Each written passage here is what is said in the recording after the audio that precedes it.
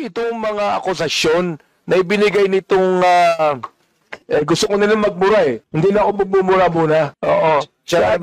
Kailangan po, itong mga to, ang tatapang nila eh. Ang tatapang sa pagmumura, nang wala tayong kalaban-laban. Ngayon, pag kaharap dito, hindi makaharap dito. Oo.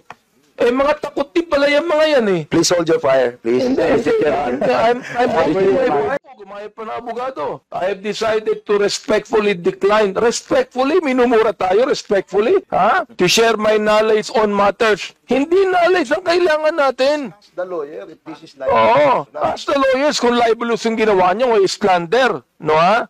O nakalagay, I would like to categorically state that I am neither paid by POGO operators. Hindi na pinag-uusapan. Pinag-uusapan natin yung mga sinabi niya. O, tapos respectfully, Elizabeth Joey Cruz. Nga nakikinig po sa atin ngayon, nanonood ngayon. Humarap ka dito, kumatapang ka. Hirap sa iyo eh, nagbumura ka nang dyan na wala kaming kalaban-laban. Humarap ka dito. Dito. Namo. Joey, mensahe kay Abante! Respect na lang kay Abante, ma'am. Respect mo na lang kay Abante. Ano mensahe niyo kay Abante? Ay, ano po? Mensahe kay Abante! Abante. Abante, ma'am. Ano? Siguro, hindi ako, ay sabi niya sa akin, ina ko. Ano problema niya sa nanay ko? Oo, tama. Ano problema niya sa nanay ko? Ang problema ko kay Abante is his performance. His performance as a congressman.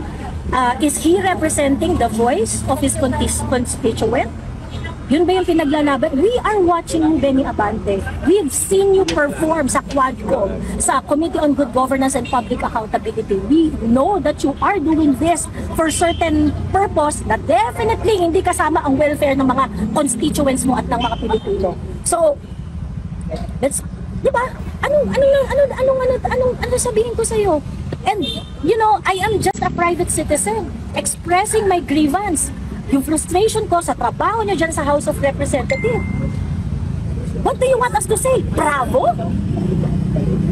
I mean, that's ridiculous. I mean, you cannot take my rights.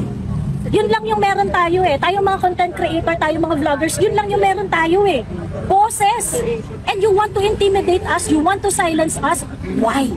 Gawain ng abusadong tao yan. Gawain ng abusadong taong nasa kapangyarihan. You're not gonna be there forever, Benny Abante. And that is a one. Ano gagawin natin sa mga mga valid questions ng mga vloggers na hindi sinasagot ng mga politicians? What about that? Dapat meron din kayong parusa. Pag tinatanong kayo tapos di kayo sumasagot, dapat may parusa rin kayo. 'Di ba? Dapat nababawasan yung term ninyo ng 1 month. Putang yan, di nyo in-address yung flood control o di mababawasan ng, kung ang term mo is 3 years. So 3 years, that is going to be 36 months. Kapag ka tinatanong kayo sa mga issue tapos hindi nyo sinasagot, mabawasan kayo ng 1 month. Dapat yung i-legislate nyo. 'Di ba? Dapat yung i-legislate ninyo. So are we going to talk about the accountability of the vloggers, just the vloggers, pati dapat ng politician? 'Di ba? Dapat ganon. 'Di ba?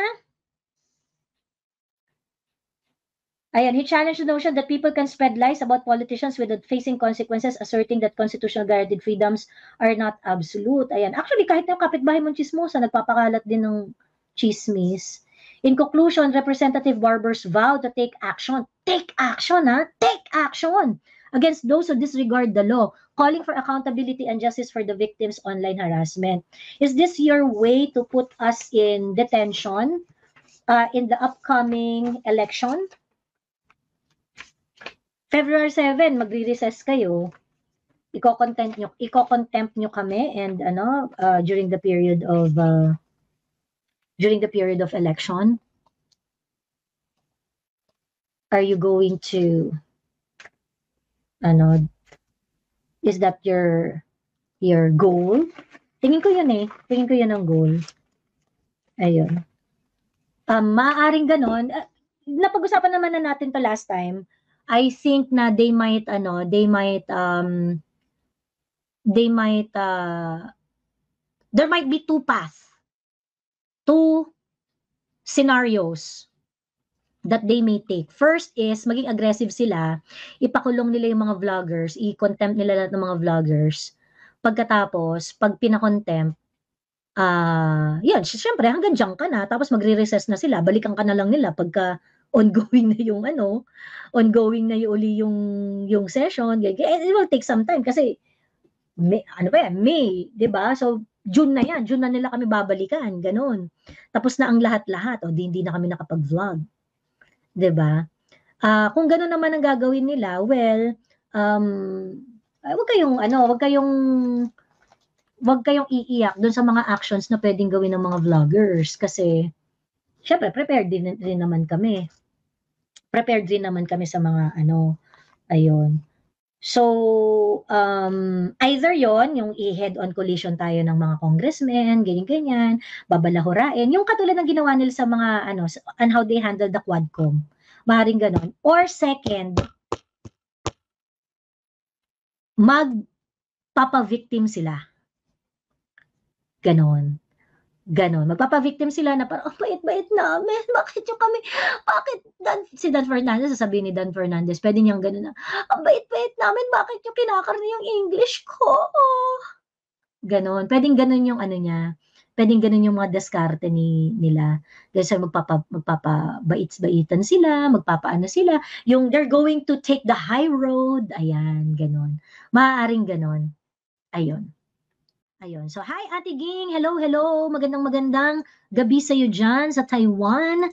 Incomparable Jays, Madam Jusme, makikita ka na namin sa TV, laban po. Keep safe din po. Oo, magpapa-facial ako before para raw ganda sa camera. Antonino Misa, hello. Lourdes Barcelano. Antonio Misa, hello. Don't forget to like po and share. Ayan. Pandalito, hello. Meow. 514 Beagle, Janet Barredo, Charming tagapagsalaysay, Janet Barredo, ayan, nabasa ko na siya kanina. Sana maraming trolls para maraming mamura today. Hello, Adrian Kalika. Meron palang isang interview si Barbers. Tapos feeling ko gagawin rin niyang issue yung mga Marites din to eh. Kasi di ba ginawang issue ni Maui yung sa OFW, yung mga donation dahil sa rally, yung mga ganon. Diba? Sa mga ganon. Parang gagawin yata nilang issue. So malamang, ako yung inisyuhan ganon ni Maui, diba? Yung bakulaw. So, isa yata yun sa mga topic. Ayun, kasi sinabi ni Barber sa isang interview niya. Di okay lang. Di ba hindi sila updated na pinost ko yung liquidation ko sa wall ko? Ayun.